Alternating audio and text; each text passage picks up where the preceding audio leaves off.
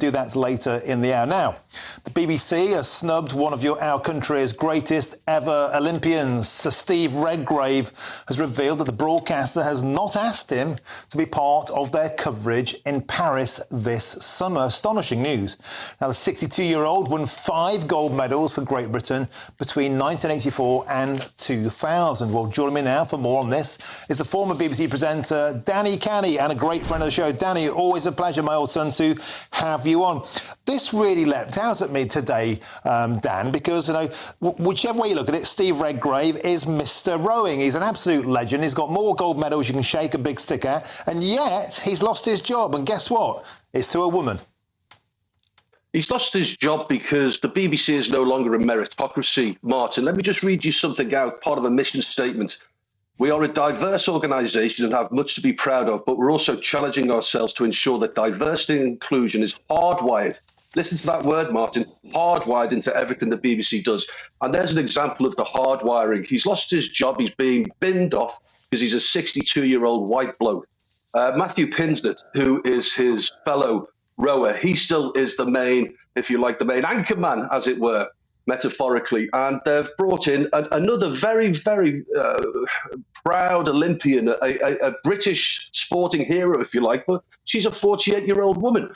And the reason that she's there is that she's a woman. It's really as straightforward as that. And I can give you other examples where this hardwiring has actually cost the BBC audience figures. Just look at Ken Bruce, Martin. He was a 72-year-old fella. He had the biggest radio show in the UK.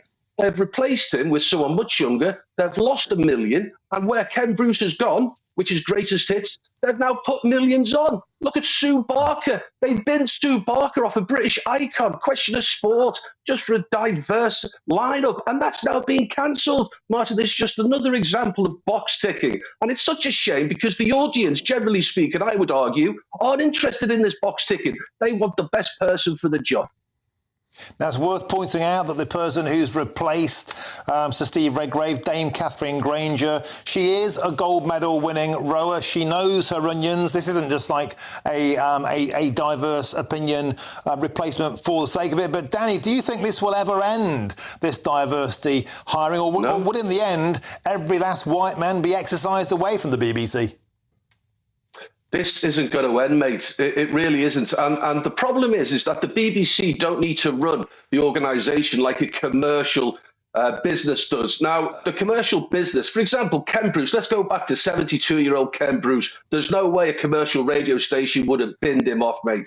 It's because the BBC have this guarantee of licence fee, billions of pounds of licence fee money, and they have that luxury. So at the moment, until something dramatic change with the way the BBC is funded, you can expect to see more box ticking on anything. And even if you can't actually see a diverse face, you can hear it on the television with continuity announcers. You can tell that there's a discernible Afro-Caribbean voice telling you that EastEnders is coming up after the 6:30 news. And this has all happened in the last 3 or 4 years. It's been exacerbated since the murder of George Floyd. The whole media landscape changed. Black Lives Matter infiltrated the big mainstream media organisations, and we're now seeing the ramifications of that.